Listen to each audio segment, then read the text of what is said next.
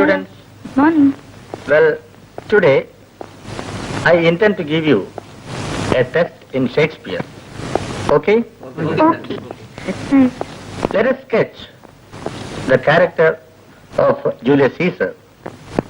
Why is he called a tragic hero? Sir, എന്താ miss Anuradha? ഈ രവി എന്നെ ക്ലാസ്സിൽ വെച്ച് അധിക്ഷേപിച്ചു സർ. എന്താ വിഷയിച്ചു?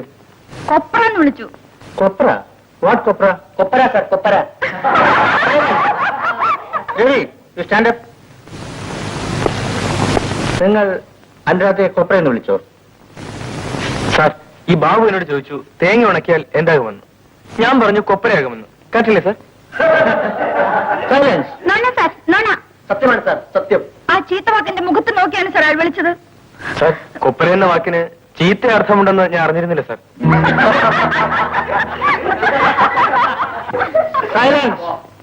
മേലാൽ ക്ലാസ്സിൽ വെച്ചോ പുറത്ത് വെച്ചോ കൊപ്ര എന്ന വാക്ക് ആരും ഉപയോഗിച്ചു വരുത്.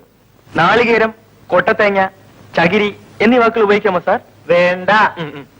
തേങ്ങയോ തേങ്ങയോട് ബന്ധപ്പെട്ട ഒരു പേരും ആരും ഉപയോഗിച്ചു വരുത്. ഇല്ല സാർ. അണ്ടർസ്റ്റാൻഡ്? Sit down. എന്താ പരാതി തീർന്നു അനുരാധേ?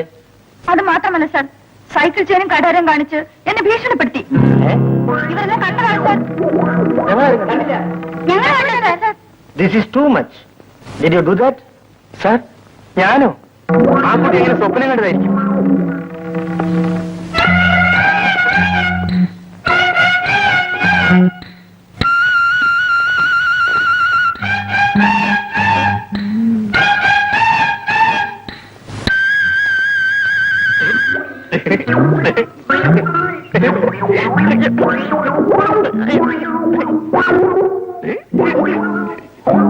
ഒന്നും കാണുന്നില്ലല്ലോ.